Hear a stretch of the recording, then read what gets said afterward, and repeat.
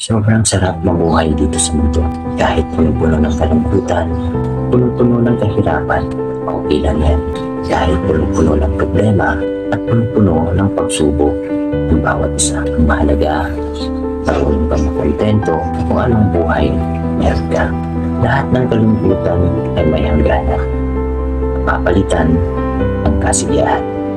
Lahat ng paghihirap ay malalagpasan at pwedeng mapalitan ng tagumpay ay iyong inaasa.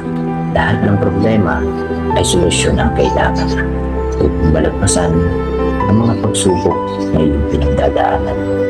Dahil ang lahat nangyayari sa ating buhay ay isang parte ng kwento at yan ang nakasulat sa bawat pahina ng libro ng ating buhay.